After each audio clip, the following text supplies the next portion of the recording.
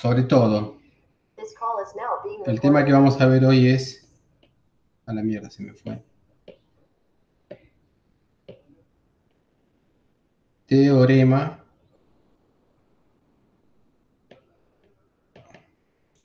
de Nether. Apenas podamos, arrancamos con este teorema, pero bueno. Pero antes vamos a ver algunas definiciones y propiedades.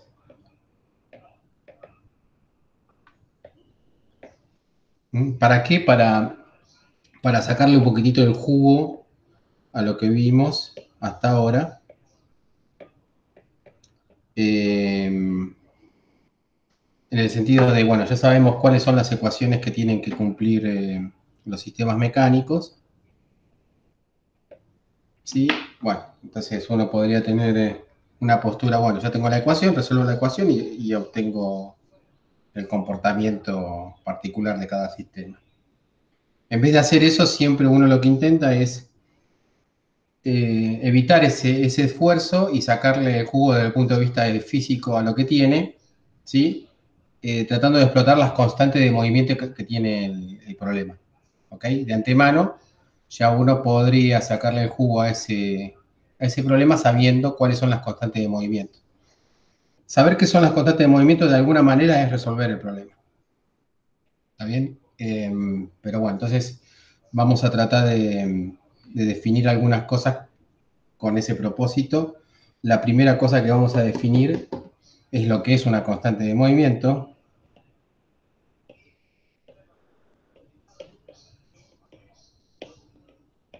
Una constante de movimiento simplemente es una función de las coordenadas, las velocidades y el tiempo que se hace constante en el tiempo. ¿Está bien? Listo, es simplemente una definición. O sea que no depende del tiempo. Si uno hace la derivada total con respecto al tiempo de f, eso da 0.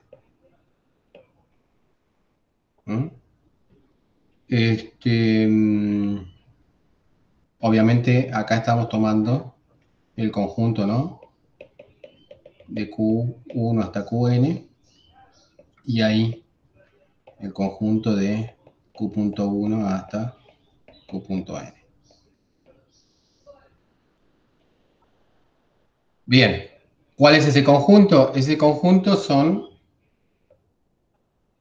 las funciones de movimiento y las velocidades, ¿no? De esas funciones de movimiento. O sea, las funciones reales de movimiento. O sea, cuál fueren las condiciones iniciales que tengan el problema, porque acuérdense que las condiciones iniciales pueden modificar las funciones de movimiento reales del problema, físicas, ¿sí? Sean cuáles fueren esas funciones físicas de movimiento, ¿sí? Esta función f que yo estoy poniendo ahí es una constante de movimiento. ¿Está bien?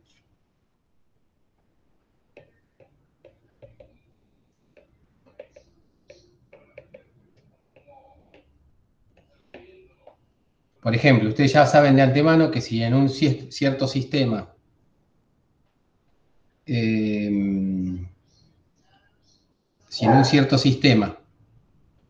se conserva la energía, eso no quiere decir, o sea, uno va a tener bastantes soluciones como funciones de movimiento para ese sistema dependiendo de las condiciones iniciales, ¿no? Pero sean cuales fueran esas funciones reales de movimiento, si uno lo pone en la formulita para la energía, eso va a dar siempre una constante. ¿Estamos de acuerdo? Variará el valor de esa constante según las condiciones iniciales, pero van a ser una constante de movimiento, no dependen del tiempo. ¿Ok? O sea, que acá me parece que la palabra clave es esta, ¿no? Esa es una constante de movimiento. Con reales significa que sean soluciones al problema físico particular.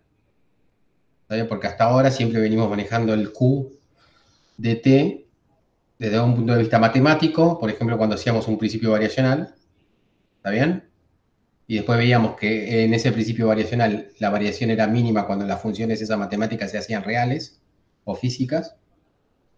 ¿Está bien? Pero en principio el Q es una función matemática, el Q de t. ¿Ok?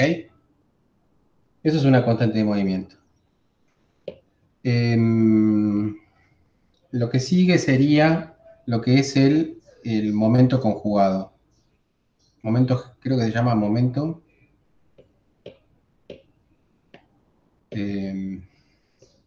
Vamos a tratar de usar toda la pantalla. Vamos a ponerlo acá. Momento canónico conjugado. Es un nombre difícil para algo muy sencillo. Momento canónico conjugado, ¿sí? Y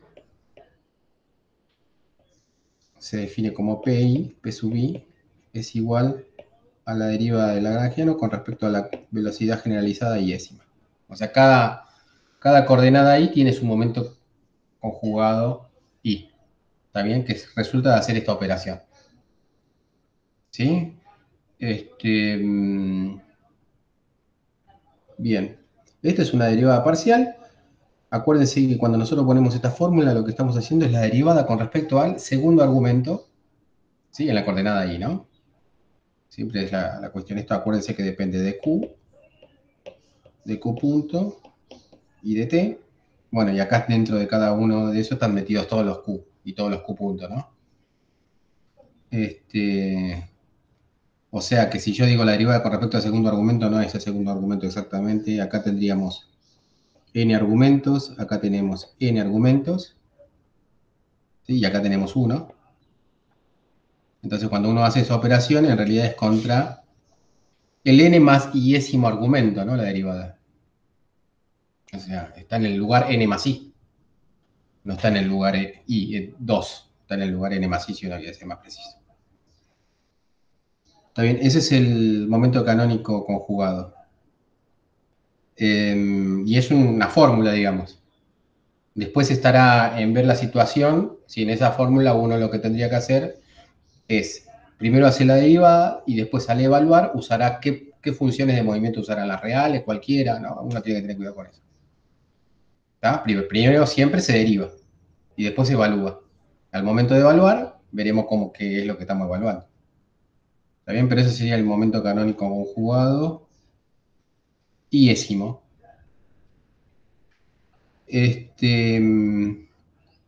Después, ¿qué es una coordenada cíclica? La definición de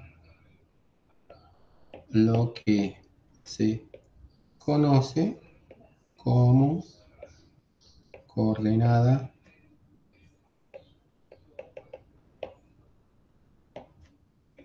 cíclica. Una coordenada cíclica es cuando es una coordenada que no aparece en el lagrangiano explícitamente.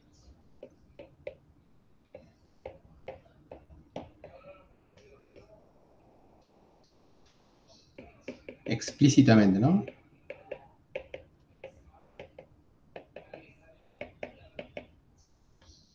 En el lagrangiano. Una forma matemática de decirlo es que la derivada parcial de L con respecto a esa coordenada, supónganse Q sub i, es igual a 0. Bien, en ese caso, Q sub i es cíclica. ¿Vamos? Eso sería una coordenada cíclica, simplemente que no aparece en el hamiltoniano. Y acá ya ahí tendríamos, perdón, dije hamiltoniano, lagrangiano. Sí, por la duda. Estoy adelantando. Este, mm, bien, y acá aparece la primera propiedad,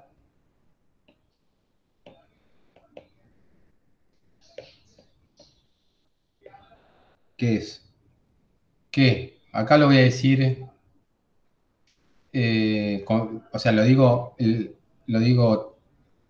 forma oral nada más, el momento conjugado de una coordenada cíclica es una constante de movimiento. ¿Sí? O sea, el P sub i es constante de movimiento si Q sub i es cíclica. ¿Está bien? La demostración es fácil. O sea, ustedes acuérdense la ecuación de la ecuación de Euler-Lagrange para la coordenada i es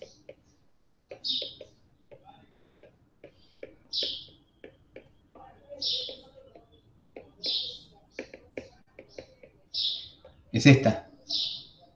Entonces, yo por hipótesis sé que esto es igual a 0, ¿sí? Porque Q sub i estoy diciendo que es cíclica. ¿Está bien? Entonces, la derivada de L con respecto a Q punto sub i es una constante porque es la derivada total, ¿no? Constante de movimiento. Y precisamente esa es la definición del P sub i.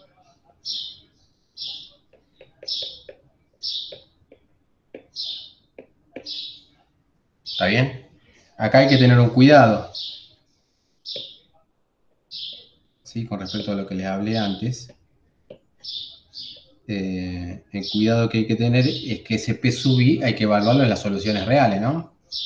Porque la ecuación de Euler-Lagrange son para las soluciones físicas del problema. ¿Ok?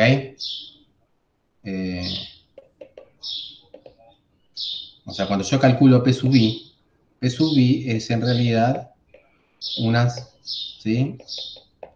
Una función, ¿no? Uno primero la deriva y después tiene que evaluar. Cuando evalúa en Q de t, en Q punto de t y en t, ¿no?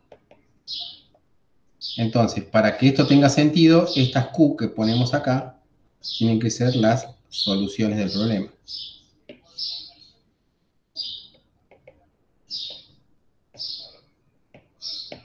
¿Qué significa solución de problema? Son las funciones de movimiento.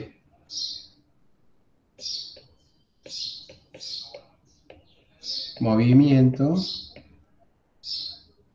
eh, reales.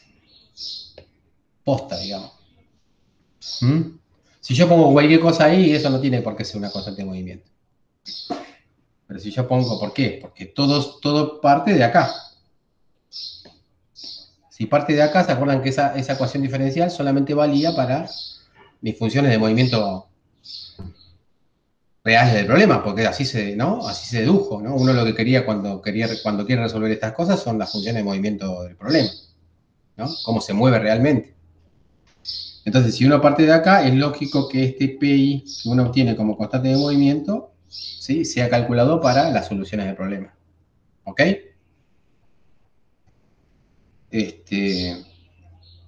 O sea que en principio uno podría decir que P sub i es una función de movimiento de este tipo, ¿sí? Que a la vez es una constante, como habíamos dicho al principio. ¿Está bien? Pero, ¿no? Y fíjese que acá estamos poniendo esto, ¿no? Reales. Bien. O sea, todo esto lo que hicimos es decir un montón de cosas para explotar el hecho de que la ecuación de Euler-Lagrange, ¿sí? Tiene una derivada total con respecto al tiempo, ¿sí? Y entonces lo que aparece dentro de eso va a ser una constante de movimientos y lo demás es cero. Pero bueno, acá el único cuidado que hay que tener siempre es ese, ¿no? Que estamos pensando desde un punto de vista de las soluciones de movimiento del problema. Listo. Hasta ahí ningún problema. Lo que sí podríamos, si quieren, es practicar alguna situación en donde eso sucede. Sí, vendría bien. Por ejemplo, una situación sencilla sería eh, una partícula sola. Acá ayúdenme, a ver si me equivoco con las cuentas. Ejemplo. Eh, Vamos a poner una partícula en un potencial central sin vínculos. ¿Sí? Y vamos a hacerlo en esféricas, para practicar un poco. ¿Ok? Entonces, el lagrangiano, Un potencial que es central, dijiste. sí, un potencial que depende solamente de la coordenada radial R. Ah, ta. ¿Está bien? Sí. Entonces, uno tiene un lagrangiano que va a ser un medio de la masa por la velocidad al cuadrado menos un potencial que solamente depende de R. Esta velocidad al cuadrado, ustedes ya lo vieron cuando desarrollan en esféricas, esa velocidad al cuadrado en esféricas es R punto al cuadrado, si no lo vieron me dicen y lo vemos, R punto al cuadrado más eh, R al cuadrado teta punto al cuadrado más, creo que era seno de teta al cuadrado, phi punto al cuadrado por R cuadrado. ¿Está bien? Eso era la velocidad en esféricas, ¿no? Donde están las coordenadas R, teta y phi.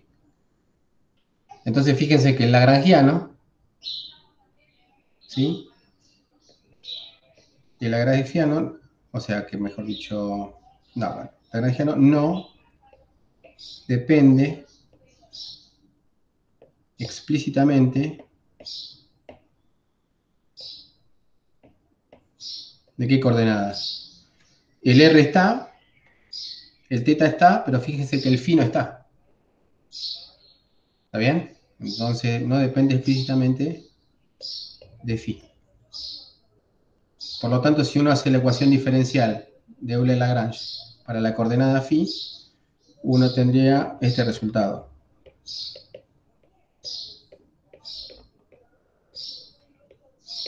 Igual a 0. Por lo tanto, la derivada de L con respecto a phi punto es igual a una constante de movimiento. ¿Sí? Obviamente en la solución. Bueno, entonces yo lo que puedo hacer es calcular eso. ¿Cuánto vale la derivada de L con respecto a phi? Eso es lo que yo definí como P, momento canónico, conjugado de esa variable phi. Y si yo hago la derivada, bueno, fíjese, solamente tendría que ser este término, ¿no? O sea, un medio de la masa por ese término. Tengo que derivarlo con respecto a phi. Si yo lo derivo, me sale el 12, me va con el 2, me queda la masa por r cuadrado, por seno teta al cuadrado, por phi punto. ¿Ok? O sea que esto que está acá es una constante de movimiento. Estamos manteniendo una hojita, y más o menos quiero mantener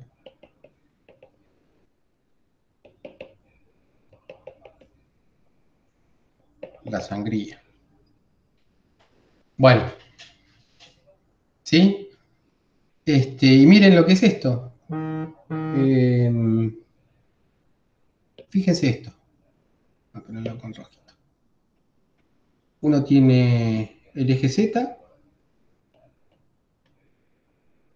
tiene el origen, tienen la partícula, supónganse, en cierto momento del tiempo por acá. ¿Ok? O sea que esto sería R. Y esto que está acá, esa distancia sería R por seno de teta, ¿no? Porque esto sería teta y esto es R. ¿Estamos de acuerdo? Y fíjense que cuando uno calcula el momento de inercia alrededor del eje Z es la masa por la distancia del eje Z al cuadrado, ¿no? O sea que esto sería la masa por la distancia del eje Z, la distancia del eje Z es R seno de teta al cuadrado. ¿Está bien? Que es justo lo que aparece acá. ¿Ok? Entonces, mi P de phi es el momento alrededor del eje Z por phi punto, y phi punto es precisamente la velocidad angular alrededor del eje Z, ¿no? Porque es la variable angular que me indica una rotación alrededor de ese eje. O sea que el phi punto es la velocidad angular de esa, ¿no? Con respecto a esa rotación. No sé si lo dije bien, pero bueno, ustedes me entendieron. O sea que el P de phi es igual al L de Z. ¿Mm? O sea que el, el P de phi es un momento angular. O sea, el momento canónico. Y este es un resultado más o menos general, creo que es general. Eso lo vamos a ver el jueves, consulta. Pero no puedo decir ahora que es general, así con todas las letras. Pero bueno, en general, podemos decir que en general es cierto que el momento canónico conjugado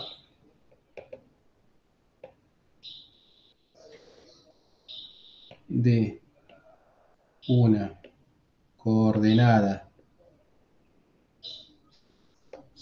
generalizada, ¿no? Eso es obvio, pero vamos a poner generalizada angular es el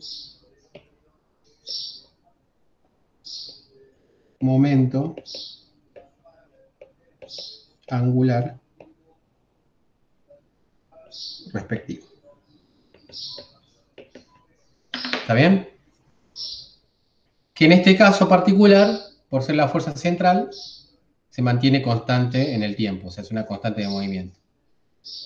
¿Ok? Pero bueno, eso es independiente. Acá la cuestión es que estamos analizando una variable, una coordenada generalizada que es angular, ¿sí? Y estamos viendo, por lo menos en este caso, y va a ser en todos los casos, que el momento conjugado respectivo es el momento angular, o sea, coordenada angular, momento angular. ¿Sí? O sea, la coordenada angular, cuando uno dice que es angular, es una coordenada que refiere a una rotación alrededor de algún eje. ¿Mm? Y dice cuánto hay de rotación alrededor de ese eje. Entonces nosotros tendríamos un momento angular cuando calculan el ¿cómo se llama? El momento conjugado y resulta ser el momento angular. Sí, y lo mismo sucede para, o sea, bueno, de paso vimos eso, pero la idea inicial era mostrar con un ejemplo cómo surgía, digamos, una constante de movimiento a partir de ver de una coordenada cíclica, ¿no? En este caso, la coordenada angular, la coordenada que habíamos elegido, era cíclica, porque no aparecía en el Lagrangiano explícitamente. ¿Se entendió? ¿Mm? Sí, Sí, sí. Bien. Acá podríamos decir que lo mismo sucede con, digamos, una coordenada de traslación. La típica es X, Y, Z, ¿no? En esas direcciones. Va a estar asociado, su momento conjugado va a ser el momento lineal. lineal. ¿Ok? Después uno, en problemas más generales, importa si ese momento lineal va a ser el momento de una partícula, del todo el sistema, de un conjunto un subconjunto de partículas. Por lo pronto ahora veamos la relación momento lineal, coordenada de traslación, momento angular, coordenada de rotación. ¿Está bien?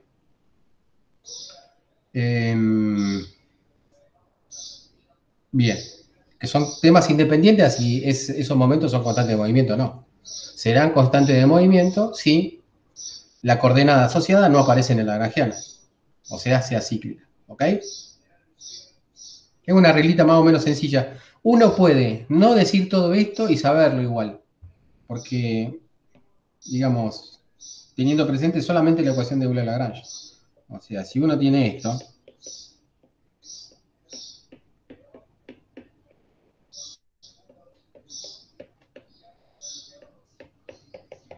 ¿Sí? Está metido ahí. Toda esa información que estamos hablando está metida acá. ¿Ok? ¿Sí? Porque, bueno, ¿qué pasa si esto es, si no está? Bueno, todo lo demás. Claro, el otro constante, sí. O ¿Ah? sea, Eso está todo metido acá, digamos. Uno podría haber no explicado nada y ver esto y ya está. Está bien, pero bueno. Eh, es importante dar esas definiciones porque después cuando desarrollemos más teoría más adelante, ¿sí? Todas esas cosas se usan. Estas cosas que se llaman momentos conjugados van a ser parte importante de la teoría. Ahora no lo son, ¿sí? Pero ahora los momentos conjugados simplemente son cosas que se obtienen a partir de las coordenadas. Después le vamos a dar una categoría un poco mayor más adelante en la materia. Por eso se lo define. Bien, veamos un poquitito de, eh, de cultura general sobre qué son las simetrías, ¿no?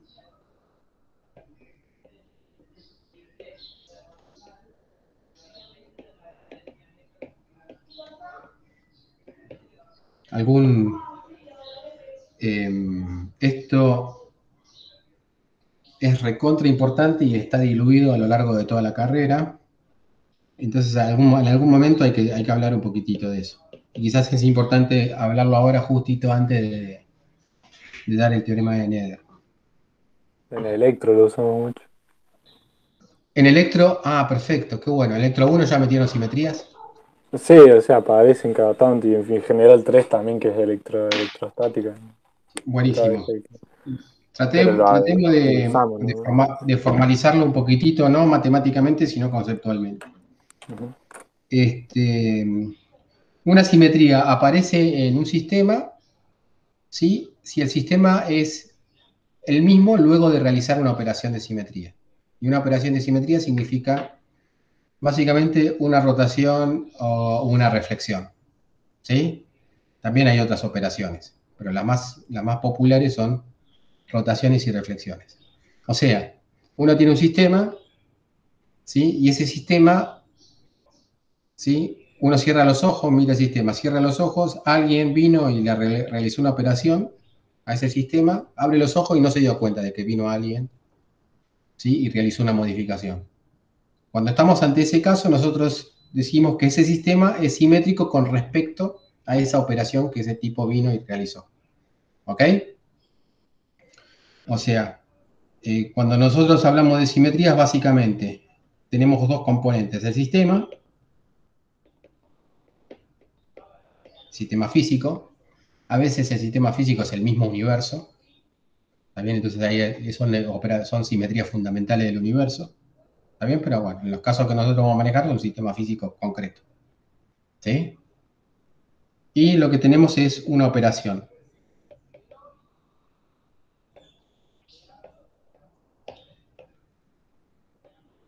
Entonces, vamos a hablar de simetría, ¿sí? Cuando esta operación es una operación, se llama operación de simetría. ¿Está bien?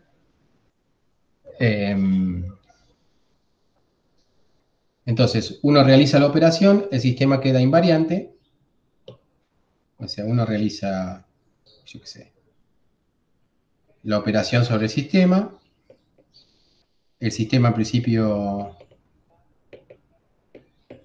no cambia, entonces ahí decimos que esa operación es simetría.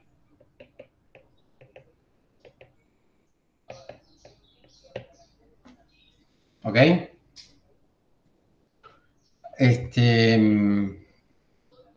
Bueno, hay acá en general cuando hablamos de operación, ¿sí? Si bien hay varias operaciones, ustedes después van a aprender a agarrar todas las cargas e invertir las cargas. Las que eran positivas pasan a ser negativas y las que eran negativas pasan a ser positivas. Por ejemplo, eso sí podría ser una operación. ¿Está bien? Otra operación podría ser poner el tiempo al revés, que corra el tiempo en vez de para un lado o para el otro. ¿Está bien? Esa es la que no nos interesan a nosotros. A nosotros las que nos interesan más, desde el punto de vista más de resolución de problemas, es o son las rotaciones,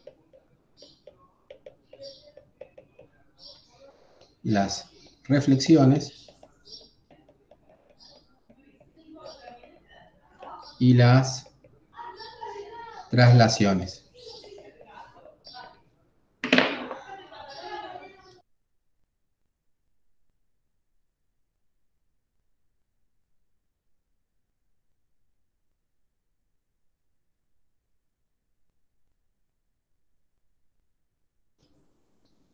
Listo, tuve que retar a la gente.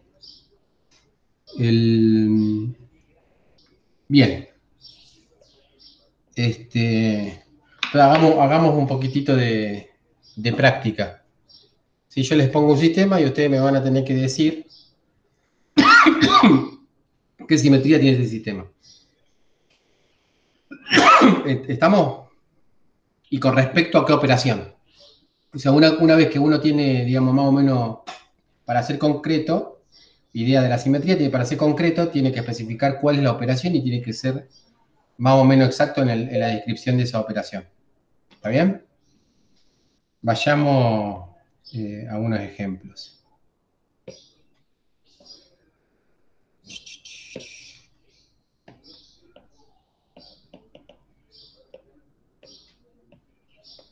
¿Mm?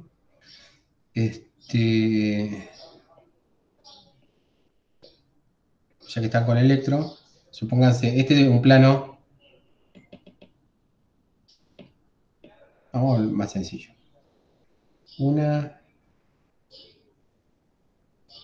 Acá tenemos un cable infinito, ¿sí? Y una corriente circulando por ahí.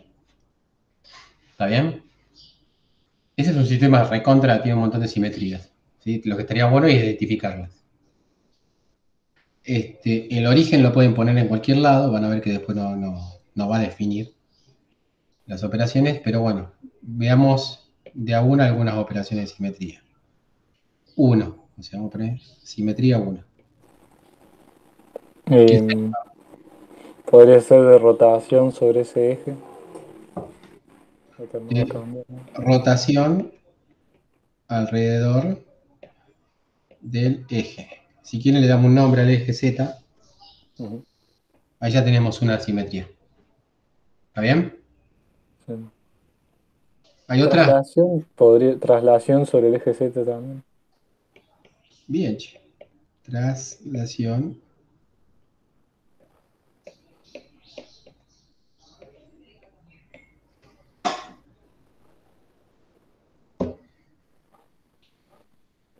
Mm,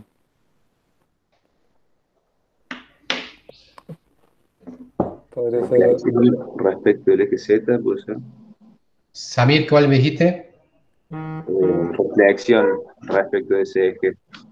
Por A cuestión ver, de... reflexión. ¿Qué pasa si hacemos, a ver, cerramos los ojos, viene alguien y hace una reflexión con respecto a este plano, digamos, ¿no? Siempre cuando hablamos de una reflexión, ¿sí? Hablamos de un plano de reflexión. Entonces hay que tener cuidado con los planos de reflexión.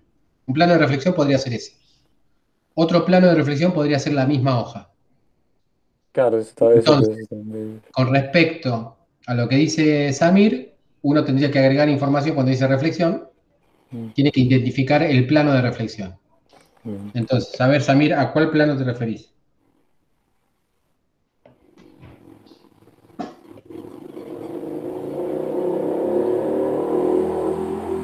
El plano de la hoja sería.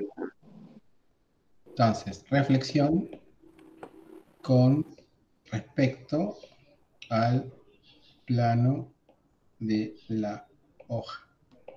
Perfecto. Eso sí es una operación de simetría porque no cambia el sistema. ¿Está bien? Es más, cualquier plano que contenga al eje Z, ¿sí? Claro, Sería sí, una, eso pensaba. ¿sí? Cualquiera de todos los planos. Uno podría ser un poquitito más amplio y decir con respecto a cualquier plano que contenga el eje Z. Ujú. ¿Ok?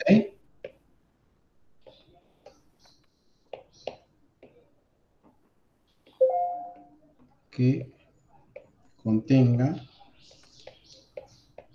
al eje Z. ¿sí? Bueno, esas son operaciones de simetría. Perfecto. Si uno hubiese pensado al plano que corta al eje Z, el plano perpendicular al eje Z, fíjense que se invierte la corriente, o sea, el sistema dejaría de ser el mismo. Claro. ¿Está bien? Si acá hubiésemos puesto, en vez de una corriente, una densidad de carga, ¿sí? Eléctrica, electrostática, ¿no? Estamos hablando de electrostática, una densidad de carga eléctrica, lambda. También tendríamos como operación de simetría, ¿no? La reflexión con respecto a un plano perpendicular al eje Z. Porque el sistema no cambia ahí. O sea, las cargas, si vos la ponés arriba o abajo, no pasa nada. ¿Está bien? Esto sería reflexión.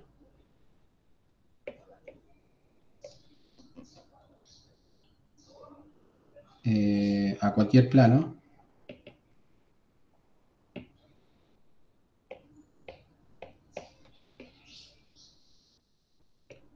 Perpendicular al eje Z.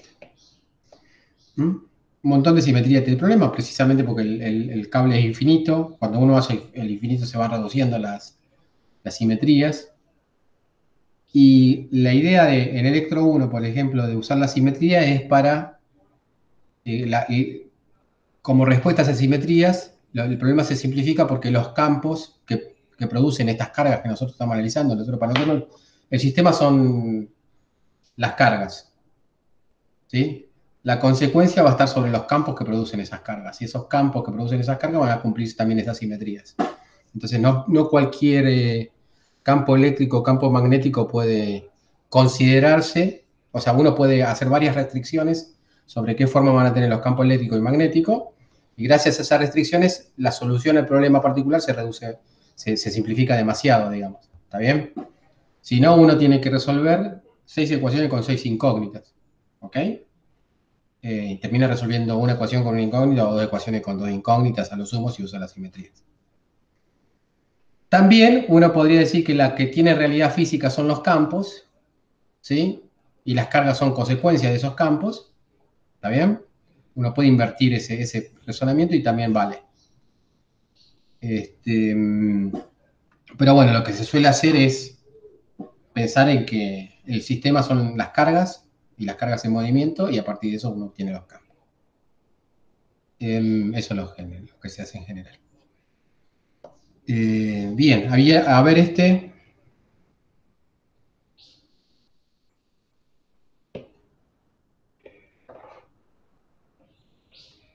Uno, ya que estamos hablando de electro 1, podemos pensar en una corriente para este lado, ¿sí? Este sería el eje Z.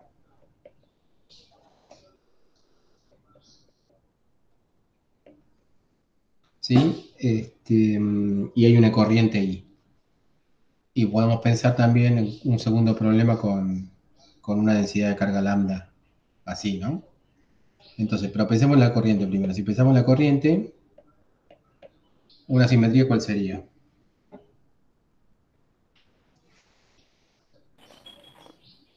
Rotación con respecto al eje Z. Ok. Listo. ¿Ok? Repasemos las anteriores. La simetría, la traslación respecto al eje Z, ¿existe? Sí. ¿Sí? ¿Sí? O sea, si Teniendo, yo estamos más arriba, más abajo. estoy acá y yo estoy acá, ¿veo lo mismo? Ah, no es que muevo el cuerpo para arriba y para abajo. No.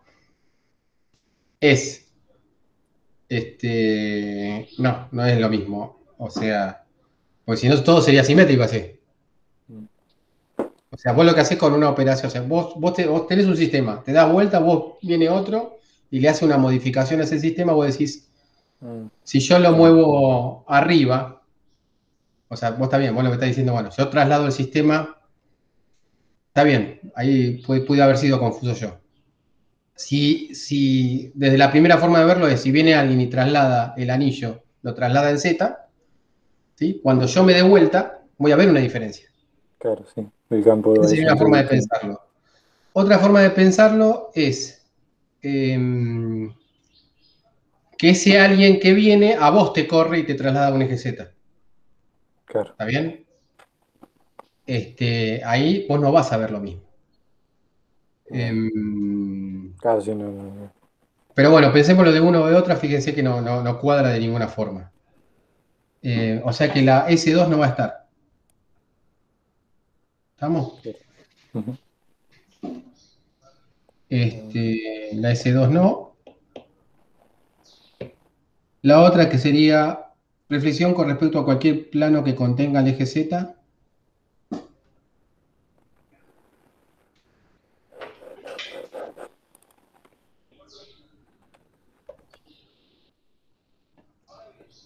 ¿Sí o no? Ah, A ver pero qué dicen ustedes. ¿cómo se refleja un círculo? Eh, ¿Mm? O sea, agarrar el plano de la hoja. Si uno hace la reflexión, ¿qué va a suceder? ¿Queda el sistema igual?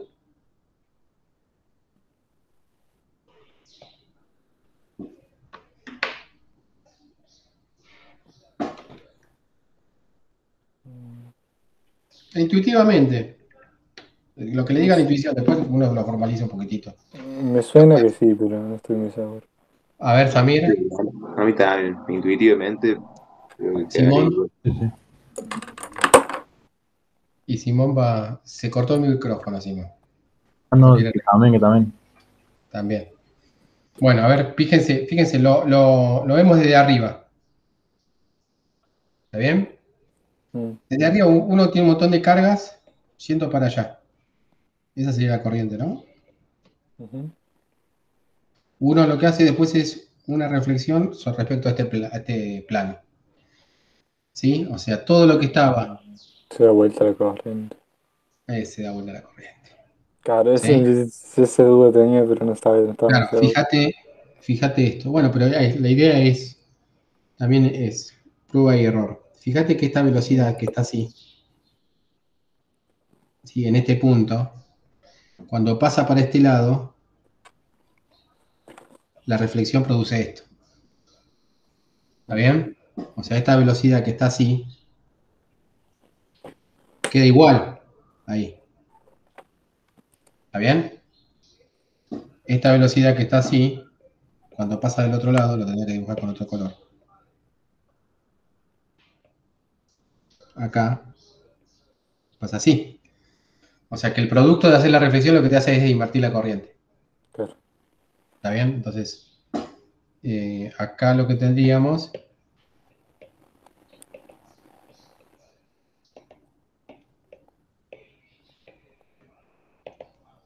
o sea, no se cumpliría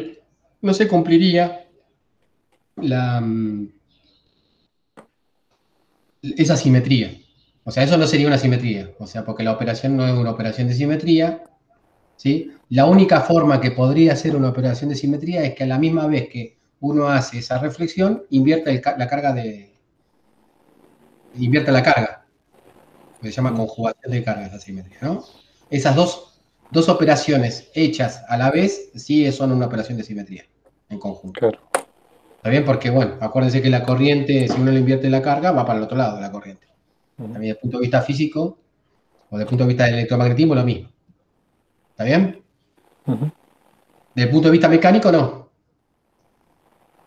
Desde el punto de vista mecánico, lo que te vas a tener un flujo de masa en un sentido o en el otro. ¿Mm? Pero desde el punto de vista de electricidad y magnetismo, sí es lo mismo. Claro. ¿Está? Sí, sí, sí. Pero bueno, acá no, vamos a la cuestión simple, simplemente estamos analizando traslación, reflexión y rotación. Ya con eso tenemos más o menos una idea de, ¿sí? Ujú, Cuáles son las simetrías de los problemas particulares. Cuando uno tiene como sistema el universo, ¿sí? Uno lo que está pensando más son las leyes físicas. ¿Está bien? Generales, la ley de Newton, las leyes, o sea, la de... eh, así que cuando se habla de simetrías así más de forma más general, en realidad uno no se refiere a un problema particular, sino se refiere mm, a si las leyes de la física son invariantes ante cierta operación de simetría. ¿Está bien? Pero eso no es lo que estamos analizando nosotros. Acá estamos analizando cuáles son las operaciones de simetría de ciertos problemas particulares. Y más o menos la identificamos. El S4 no dijimos todavía. ¿El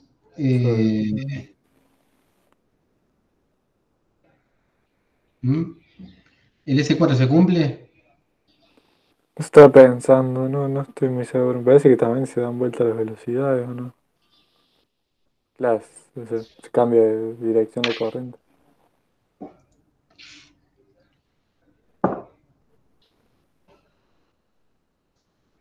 ¿O no? Y estoy dejándolos pensar un poquitito. A ver, voy a dibujarlo así.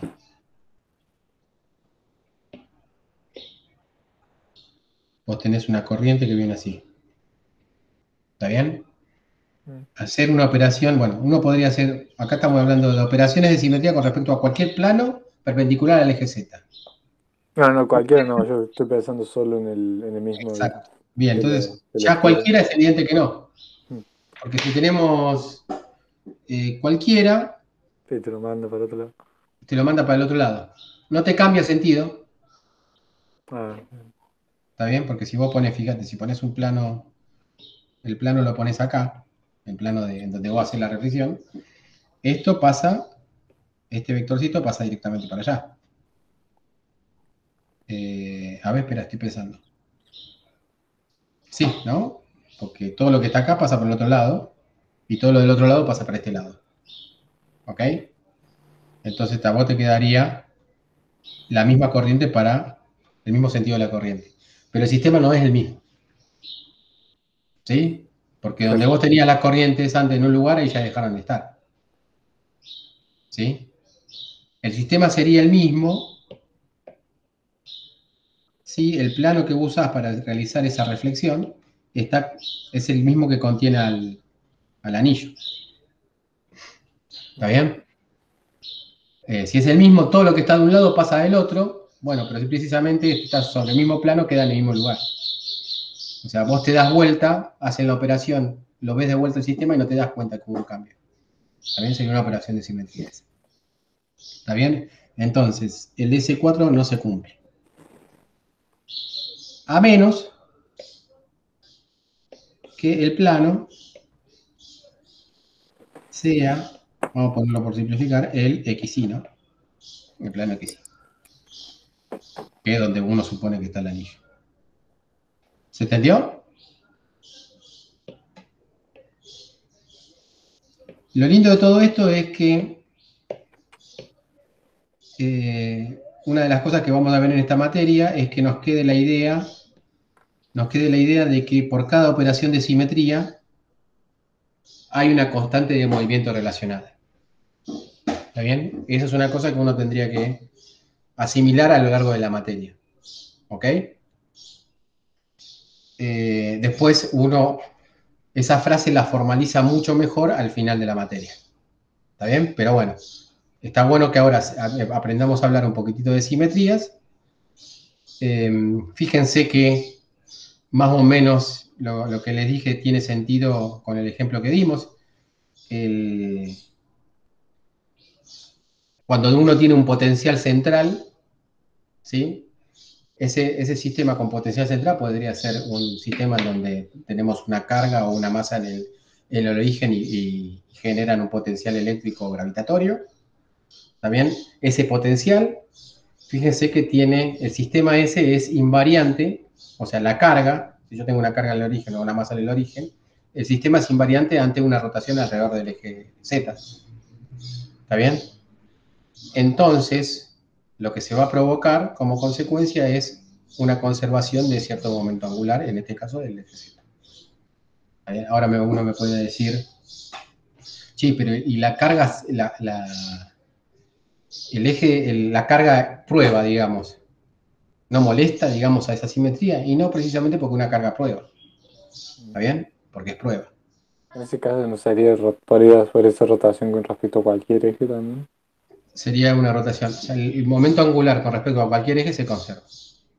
¿Sí? El LZ es uno que se elige, digamos, pero podría ser cualquier eje.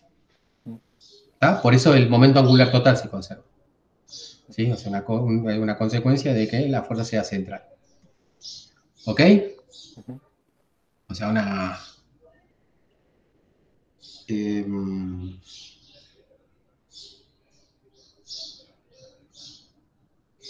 ujú, ujú. Bueno, nada, me tilde.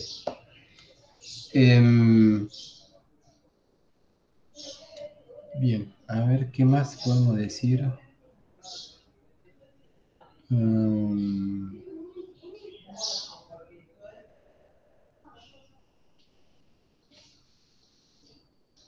otro sistemita. A ver, hagamos un... Antes de cerrar, Algo con tres veamos que dimensiones. se Me puede parece bien. complicar la cuestión. Por ejemplo, este,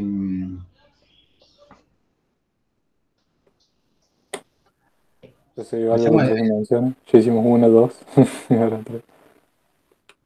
Vamos estas con son tres. en tres dimensiones lo que dijimos. Ah, vos estás hablando de ejemplos. No sé de qué está Sí. hablando de nuevo. Ah, El sí, sí, ejemplo, es cierto. el ejemplo era Un 3D. cuerpo con tres. Sí. Ah, un cuerpo no puntual. Claro, que no sea una línea o algo así. A ver, no, hagamos así. Quizás en estas cosas hay que tener un poco de cuidado para completar lo que dijimos de simetría. Hay que tener un cuidado. Bueno, con esto me meto con Jorge Pérez y Carballo, después me van a molestar, se van a enojar, porque es un tema de... Hay que tener un cuidado con respecto a lo que se llaman los pseudovectores. Iba a empezar con teorema de Nether, pero bueno, ahora viene el recreo, entonces prefiero pseudovectores. O sea, en general cuando uno trabaja con los vectores,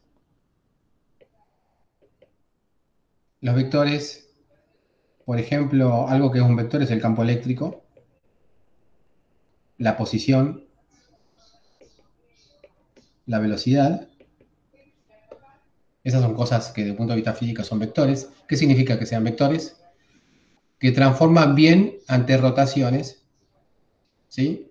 Y también transforman correctamente ante reflexiones. ¿Qué significa que transformen bien ante rotaciones? Es que si vos tenés, por ejemplo, un vector que inicialmente está acá y vos haces una rotación de 90 grados alrededor del eje Z, el vector después va a estar acá. ¿Está bien? O sea, transforma como tiene que transformar ante rotaciones. ¿Sí? Esto tranquilamente puede ser un campo eléctrico, un campo, una posición, una velocidad, lo que sea. ¿Está bien? Si uno piensa en posición, uno estaría pensando más en esto. ¿Está bien? Eso es lo que es un vector. Y también transforma bien ante reflexiones. Por ejemplo, si uno tiene una reflexión con respecto a este plano, ¿sí? En los vectores reflejados van a ser, primero van a ser este y este va a ser este. ¿Está bien? Ese es el comportamiento de un vector, de lo que se llama un vector. ¿Está bien? Es el natural, el que uno podría haber previsto, digamos, de antemano. ¿Sí? Esto es un vector. Ahora, ¿qué pasa con los pseudovectores? Y todo eso tiene una justificación que tiene que ver con cómo es su definición. Pseudovectores. Ejemplos de pseudovectores son el campo magnético, el momento angular, y después habrá alguno otro que ahora no se me ocurre. ¿Sí? Bueno, son ejemplos, digamos, de electro y de mecánica. Si uno tiene lo mismo que está acá,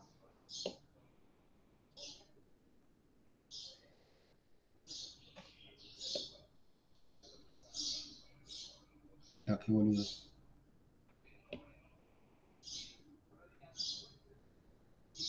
¿Sí? Y lo quiere, a ver cómo hacía para...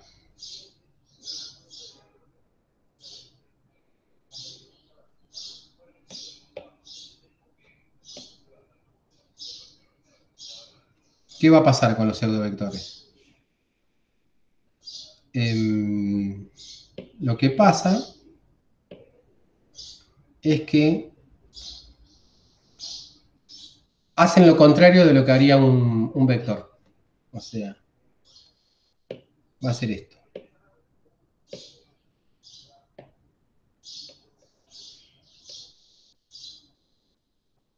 Esto y hace esto. ¿Está bien? Eso sería un pseudovector. Y eso tiene que ver con que los pseudovectores están definidos por medio de con un producto vectorial.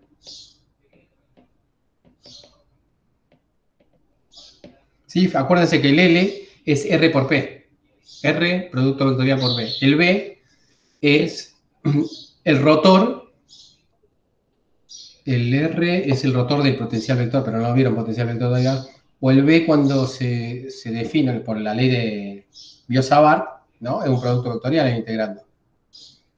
¿Ok? Entonces, el hecho de que sean productos vectoriales hace que sean pseudovectores y hace que ante reflexiones transformen de manera opuesta a lo que, como transforma un vector. ¿Está bien? Entonces, uno tendría que tener cuidado en los ejercicios de electro cuando aplica simetrías, ¿sí?, a campos magnéticos, por ejemplo. ¿Sí? Los campos magnéticos se comportarían de manera diferente. ¿Quieren ver un ejemplo? Por ejemplo, fíjense, supónganse que tienen una densidad de carga lambda, ¿sí? Y uno quiere, por ejemplo, ver el campo eléctrico que genera esa densidad de carga lambda en este punto. ¿Mm? Entonces, en principio, ese campo eléctrico podría tener tres componentes, ¿no? Una componente en X, que es para este lado, Y para la derecha y Z para arriba. ¿Ok? Entonces uno podría hacer consideraciones de simetría para ver cuáles componentes sobreviven o no a partir de la simetría. ¿Ok? Uno ya sabe cuál es el resultado. Uno sabe el resultado que está, ¿sí?, es radial, o sea que va a estar en la dirección X, no, Y en este caso, porque estamos definiéndolo X, Y y Z. ¿Ok? Entonces, para que sobreviva solamente la componente Y, uno puede tener, acá son más útiles las simetrías de reflexión, uno puede pensar que el problema es simétrico con respecto a una reflexión en el plano de la hoja. Si uno realiza una reflexión en el plano de la hoja, ¿sí?, el resultado para el sistema es el mismo. O sea, yo hago lo mismo acá. O sea, el sistema quedaría igual, pero el campo, fíjese que quedaría igual en la componente Z, igual en la componente y se invertiría en la componente X. ¿Está bien? Ese sería el resultado después de hacer la reflexión. Entonces, el razonamiento es el siguiente. Yo tengo un sistema no puede producir dos campos diferentes. ¿Sí? El campo tiene que ser único, si no estaríamos perdiendo toda la gracia. ¿Está? Si el campo es el mismo, la componente X entonces es nula. ¿Ok? Entonces, de acá a conclusión, X es igual a 0. Para que un mismo sistema siempre tenga la misma solución de campos. Si no, vos vas a tener un mismo sistema, que es este lambda, que tiene dos soluciones diferentes. ¿Estamos de acuerdo? No es coherente, no es consistente. Ahí estamos usando una simetría de reflexión en el plano, ¿sí?, de la hoja para eliminar una componente de los campos. No estamos resolviendo ningún problema, ¿no? Ninguna ecuación. Estamos usando la simetría del problema. ¿Sí? Bien. Otra simetría que podemos usar, ¿cuál es? Acá es reflexión. Vamos a poner plano, hoja. ¿Podría ser reflexión con un plano perpendicular al plano de Claro. la onda? con un plano perpendicular en un lugar específico que sería, a ver, acá no sé, por ejemplo este. Acá yo tengo un plano que justo pase por el punto que estamos analizando. ¿Sí? Si yo hago una reflexión sobre eso, ¿sí? La que se me da vuelta es la componente Z ahora.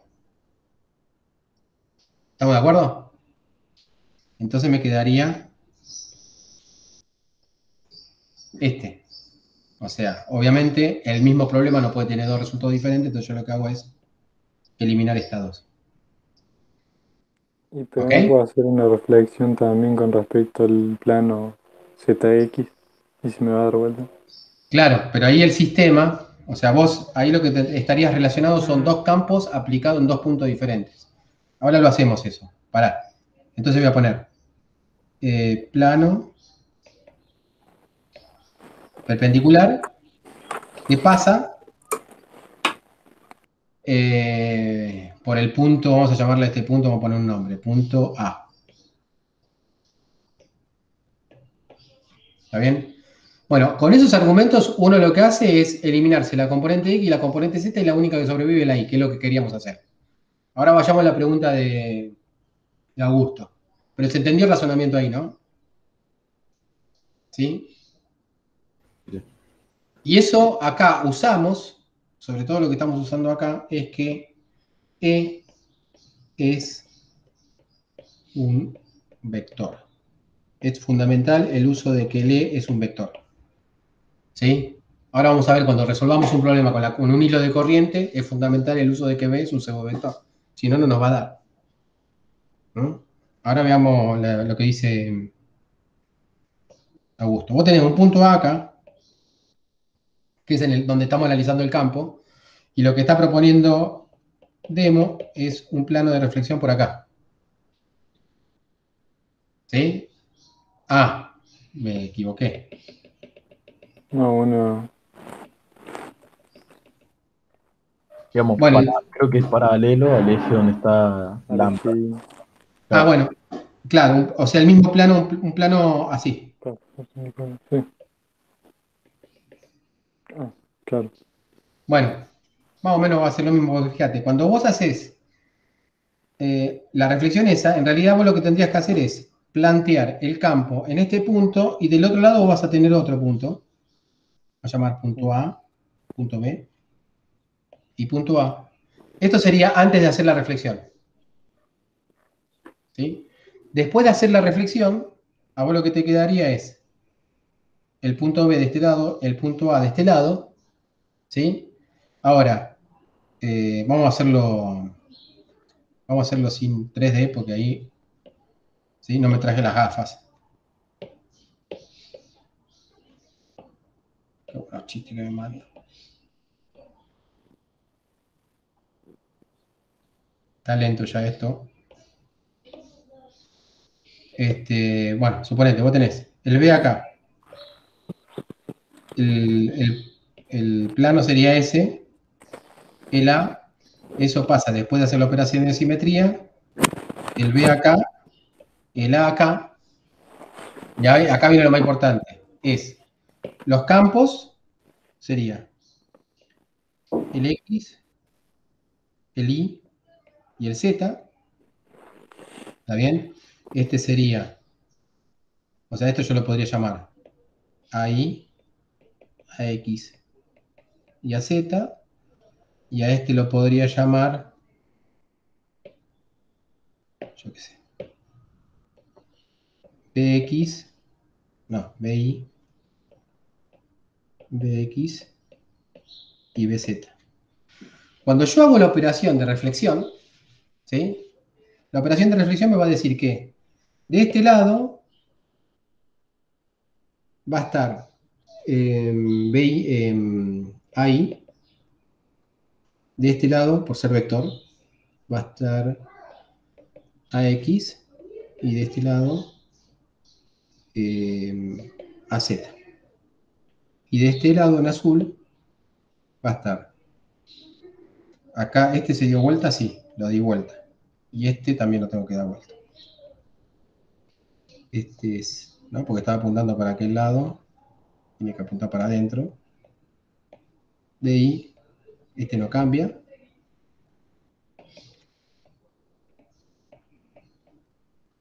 ¿Está bien?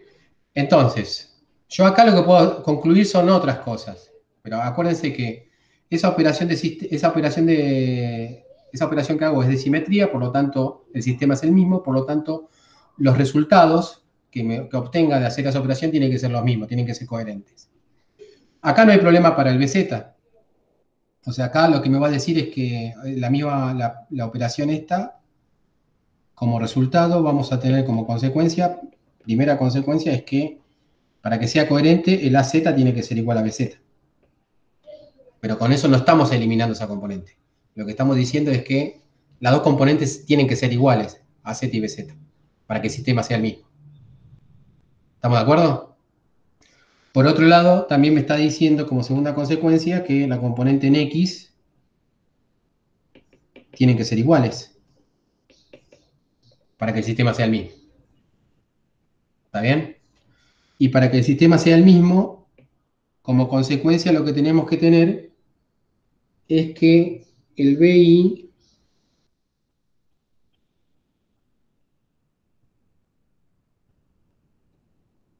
sirve para decir que ¿sí? Pues la única forma que se cumpla es que A y BI, los dos sean a la vez iguales a cero. O sea, me sirve. ¿Sí?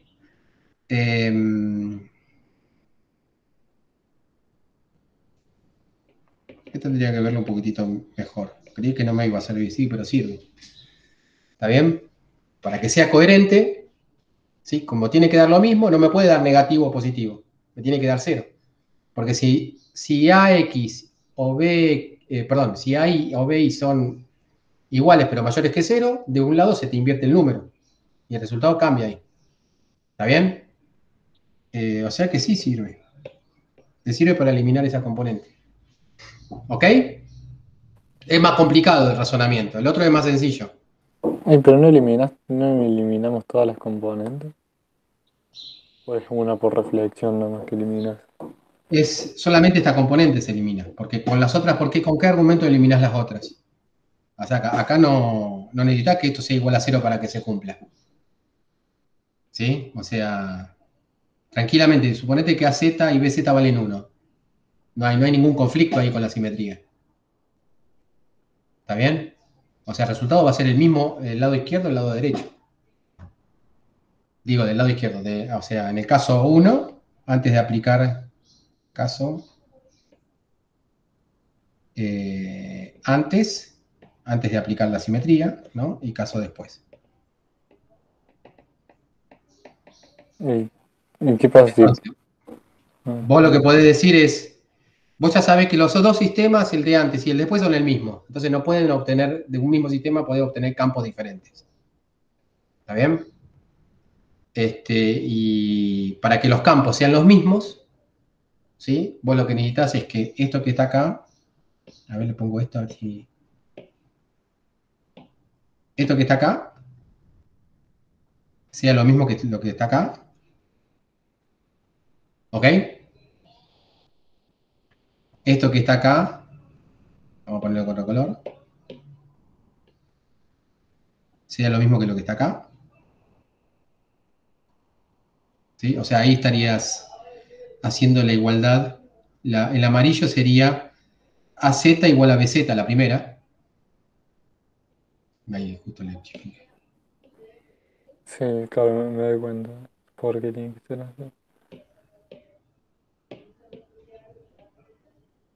¿Cómo no te das cuenta?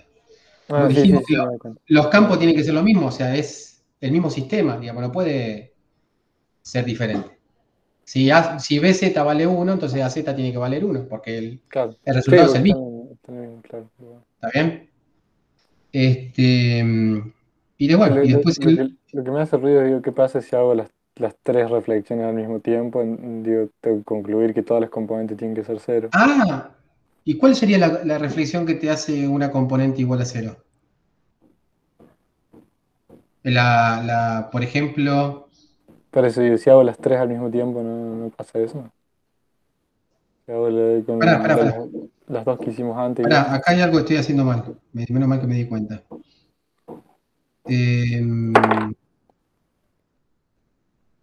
Porque en este problema estamos... O sea que lo que sobrevive es la componente I, o sea que esto no puede ser cierto. Esto que estoy poniendo acá no puede ser cierto. No sé qué me llevó a este análisis. Ahora lo vemos bien, ¿sí? O sea, veremos en el video después que dije acá para que me lleve esto, que está mal lo que dije. ¿Sí? Pero hasta acá, esto está bien. ¿Sí? claro, tendría que ser que, por ejemplo, que AI tendría que ser menos BI para que vea ahí. Exacto. Eso es lo que hice mal yo. ¿Está bien? Ah, Para que sea coherente eso, ¿sí? perdón. El A sub I tiene que ser igual a menos B sub I. O sea, esa sería la conclusión. Lo que dije mal, lo que dije antes está mal. La conclusión de lo que pasa en la coordenada X. Perdón, la coordenada Y. Hoy ya me está llegando esto, vamos a tener que cortar, tomar un descanso y después seguimos. Pero esto sería lo que sucede acá. ¿Está bien? Lo pondríamos así. ¿Está? De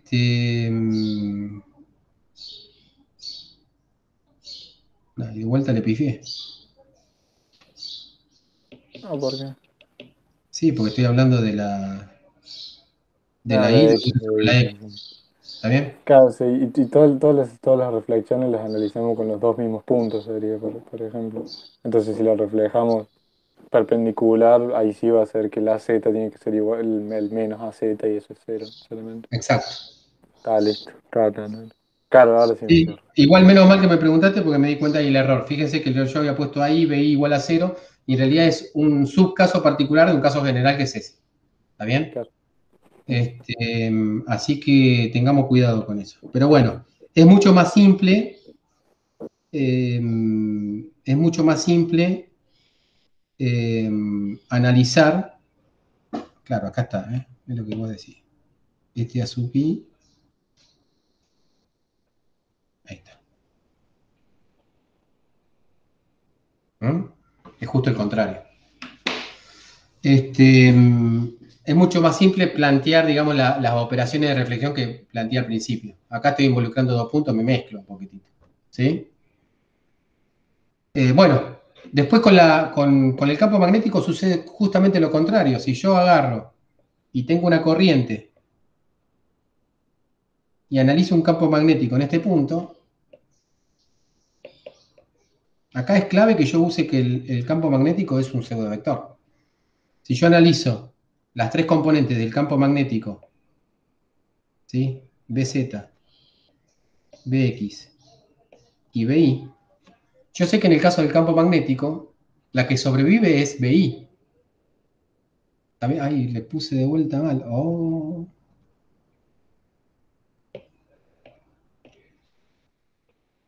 BX, BI. La que sobrevive acá es BX. ¿Está bien? Campo magnético. ¿Estamos de acuerdo? Fíjense qué está sucediendo. ¿Por qué? Porque el análisis que me lleva, si yo elijo ahora, por ejemplo, el plano de reflexión, como plano de reflexión, el plano de la hoja, ¿sí? Esa operación me llevaría a la misma corriente, obviamente, y me llevaría a un campo en donde, ¿sí? El B, por ser el pseudovector, se da vuelta. Esto por ser el pseudovector, se da vuelta. El BI se da vuelta por ser pseudovector.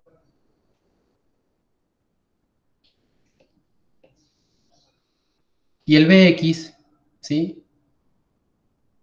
No se da vuelta. ¿Está bien? Precisamente que es el que tendría que darse vuelta por la reflexión. ¿Ok? Pero si yo pienso en vectores, ahora estoy con pseudovectores. ¿Sí? ¿Se entendió? Entonces, como no puede tener un resultado diferente, uno lo que hace es cancelar aquellos que no son coherentes con ese resultado. O sea, uno cancela este con este, ¿sí? Y cancela este con este. ¿Está bien?